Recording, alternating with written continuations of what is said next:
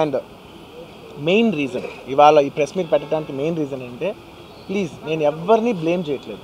Please understand there is a lot of misinformation, there is a lot of false allegation, wrong అంటే miscommunication వల్ల కూడా చాలాసార్లు జరుగుద్ది.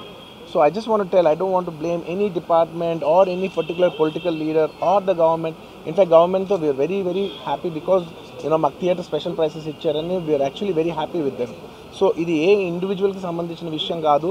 I just want to address everybody that there's a lot of misinformation. నేను ఇలా behave చేశాను, నేను అలా అన్నాను, నేను ఇలా చేశాను అనేది రాంగ్ ఎలిగేషన్స్ పడేసరికి I'm feeling extremely, how do you say, అంతే extreme, it's humiliating and character assassination. నేను 20 ఏళ్ళుగా నేను ఎప్పుడు ఇలాంటి ఇష్యూలో 20 ఏళ్ళుగా నన్ను చూస్తున్నారు కదా, నేను ఎప్పుడైనా ఇలా చేస్తానా, ఇలా అంటానా, ఇలా మాట్లాడగలనా?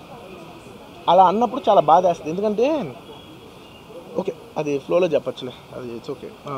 ఎనీవేస్ జరిగిందంతా మాత్రం చాలా there is a lot of wrong information going on, there is a lot of misinformation, lot of false allegation, especially నా క్యారెక్టర్ అసాసినేషన్ చేసేసరికి.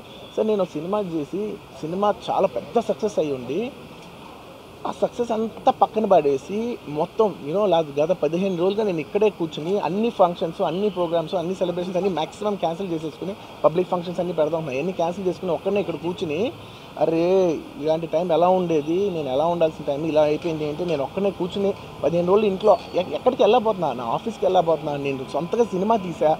ఒక సినిమా 3 ఏళ్ళు కష్టపడి తీసిన సినిమా థియేటర్లో ఎలా ఉందో కూడా నేను చూడలేదు ఇప్పటివరకు. నేను నా సినిమా థియేటర్లో ఎలా చూడలేదు నేను. And that's my biggest education. మీరు రాబోయే సినిమాలు నేను ఎలా తీయాలి, ఇట్స్ మై లెర్నింగ్ కర్వ్. నాకు చాలా ఇంపార్టెంట్ నేను థియేటర్లో చూడటం, నేను నేర్చుకుంటా సినిమాని.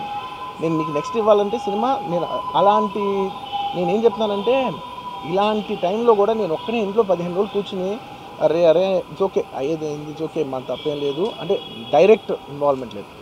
నా ప్రెమిసెస్లో అయింది కాబట్టి I am extremely apologetic for what has happened.